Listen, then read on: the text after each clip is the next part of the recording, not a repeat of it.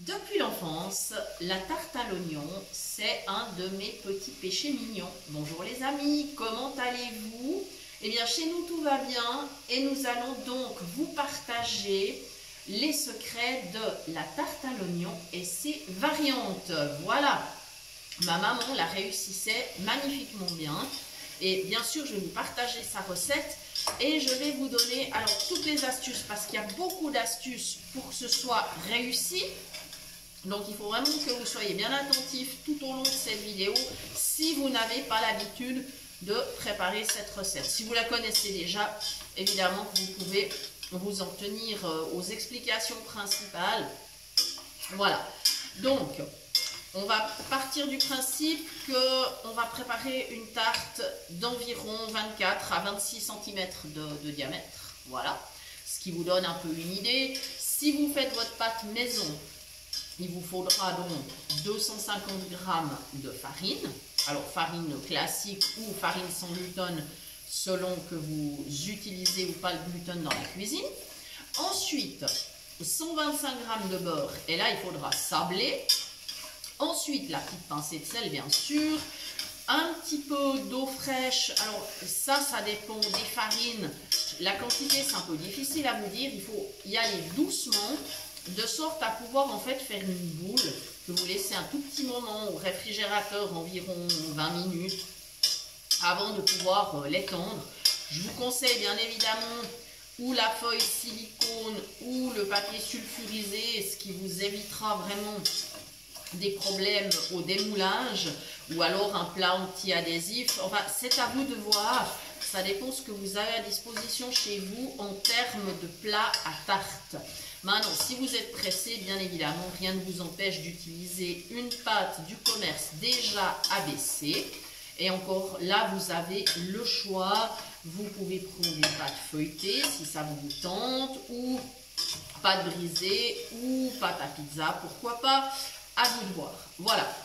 Maintenant, pour la suite de la recette, il nous faut entre 5 à 600 g d'oignons. Donc on va dire une bonne livre d'oignons parce que l'oignon il va fondre légèrement et bien sûr il va réduire en quantité. Hein. Donc voilà, il faut en tout cas cette quantité-là. Il faudra de l'huile pour le faire revenir. C'est ce que je suis en train de faire d'ailleurs. Je suis en train de faire revenir mes oignons que j'ai émincés. Voilà, je les ai épluchés, émincés. Et ensuite, il nous faudra du lait, des œufs, du bouillon. Et là, je vais vous donner vraiment toutes les astuces pour que votre tarte soit moelleuse à souhait et surtout qu'elle ait bon goût. Et puis, il y a plein de manières de varier la recette de base. Voilà, donc je suis toujours en train de faire rôtir mes oignons. Ensuite, j'ajouterai, quand ils auront bien rôti, je vais ajouter, donc je remue sans cesse, hein, pour éviter que ça ne brûle, bien sûr. Voilà. Si je les laissais sans surveillance, ils pourraient tout à fait brûler. C'est pas le but. Mais ce serait pas bon, ça serait amer.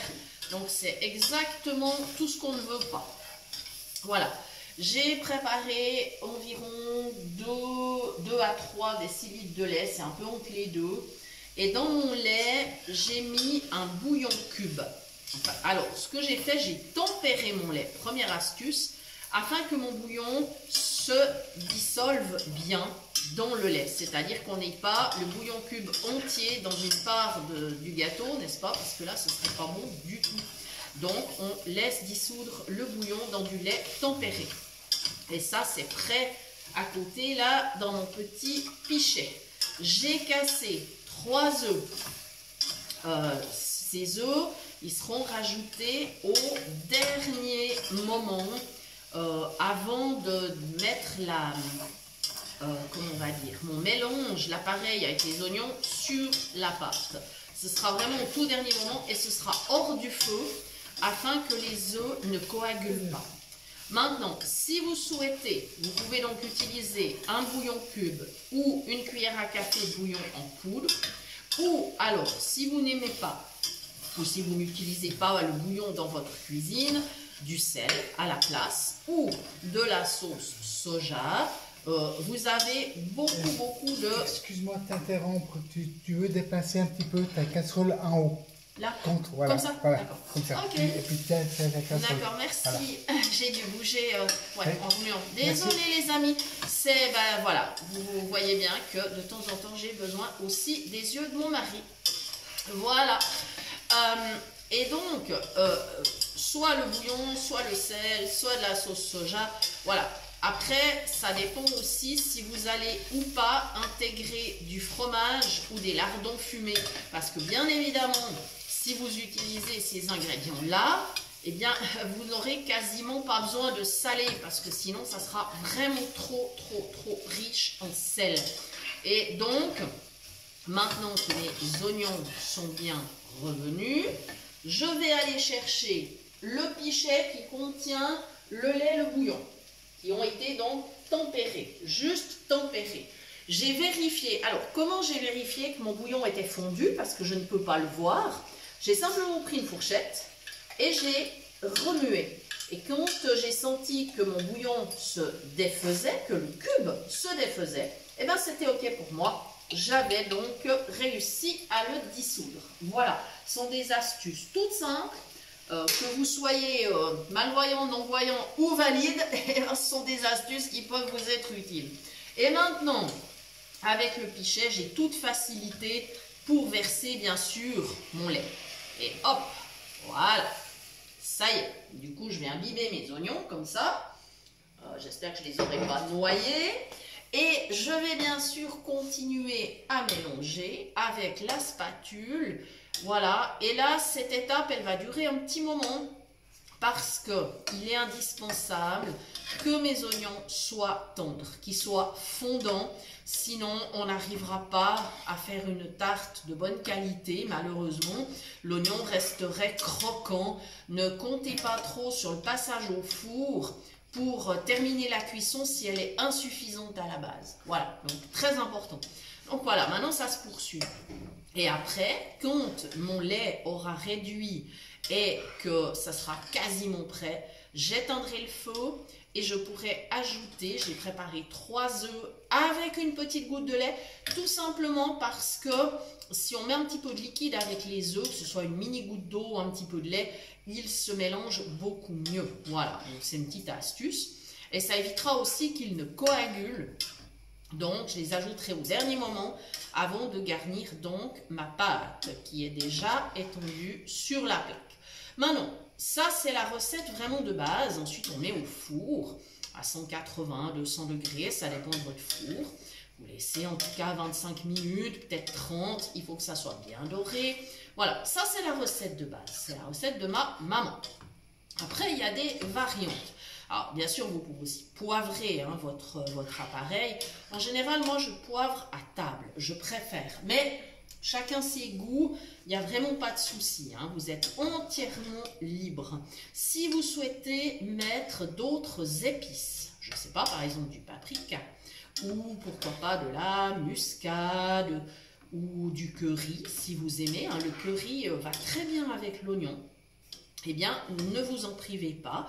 Ou alors, si vous avez des petites herbes, style, pourquoi pas ciboulette, ou du maggi, qu'on appelle aussi herbe de montagne, du persil, enfin voilà. Sentez-vous libre, voilà. Maintenant, les variantes. Alors, il est tout à fait possible d'ajouter des petits lardons à votre préparation. Dans ce cas-là, il faudra les faire revenir avec les oignons. D'accord? Parce qu'un lardon qui n'a pas été grillé, qui est juste bouilli, franchement, c'est pas terrible. Donc, pensez à bien faire revenir vos lardons avec les oignons. Si ce n'est pas des lardons, vous pouvez mettre un petit peu d'émincé de poulet ou des lardons de volaille. Il n'y a aucun problème à le faire. Vous pouvez garnir le fond de votre pâte avec éventuellement du magret de canard fumé et vous étalez donc votre mélange aux oignons par-dessus, pas de souci. Vous pouvez mettre dans le fond de votre pâte des fines tranches de bacon, donc du lard en petites tranches, ou alors du jambon ou du jambon de dinde. Ça c'est une recette alors du coup qui n'est plus végétarienne, on est bien d'accord, voilà. Vous pouvez ajouter à votre mélange aux oignons un petit peu de fromage râpé. La quantité, c'est selon vos goûts et ce sera au tout dernier moment, c'est-à-dire après avoir ajouté vos œufs, c'est-à-dire hors du feu. Là, avant de mettre sur la plaque, vous ajouterez votre fromage râpé. Voilà, mettez-en pas trop, je dirais 100 grammes, 100-150 grammes. Ça sera largement suffisant, sinon votre appareil sera trop épais. Vous aurez beaucoup plus de mal à obtenir une texture bien moelleuse. Voilà, donc je crois que j'ai fait un petit peu le tour. Il y a encore une dernière variante, oui, que vous pouvez faire. Ça, c'est pour les jours de fête. Hein. C'est vraiment, vous pouvez tout à fait, par exemple, juste avant la fin de la cuisson de votre tarte, pendant qu'elle est encore dans le four, poêler des petites tranches de foie gras et au moment de servir, les disposer sur votre tarte. Alors ça, c'est réservé bien sûr aux jours de fête. Nous sommes d'accord. C'est une variante possible. Voilà, donc je crois que là j'ai vraiment fait le tour. Que pouvez-vous servir avec cette tarte à l'oignon? Eh bien vous pouvez servir de la salade ou un petit potage de légumes. Voilà, ça c'est une possibilité. C'est vrai qu'avec la salade c'est franchement génial. Salade verte ou mélange de salade, enfin ce qui vous fait plaisir. Voilà, puis au niveau du dessert, il faudra, on va dire, avoir la main légère puisqu'on a déjà un plat qui contient de la pâte, qui contient des œufs, voilà. Donc là, nous, par exemple, ce soir, nous avons prévu des fraises. Et oui, elles arrivent là sur les marchés, elles commencent à être très parfumées, hein, nous sommes au mois d'avril. Donc voilà, ça conviendra très bien pour un dessert léger après cette tarte à l'oignon. Voilà les amis, si vous avez des questions, n'hésitez pas. Et je vous rappelle que vous pouvez toujours nous suivre sur nos pages Facebook. Vous pouvez nous suivre également, bien sûr, sur cette chaîne. Et vous pouvez nous écrire à l'adresse suivante, cuisinepratique@mail.ch. Nous vous répondrons avec grand plaisir, si possible dans un délai pas trop éloigné. On fait notre maximum. Et c'est pas toujours facile, on a aussi beaucoup à faire. Il suffit pas de tourner les vidéos et de les poster, il y a tout un travail à faire à côté. Voilà, donc merci en tout cas de nous avoir suivis et à très bientôt pour de nouvelles idées cuisine.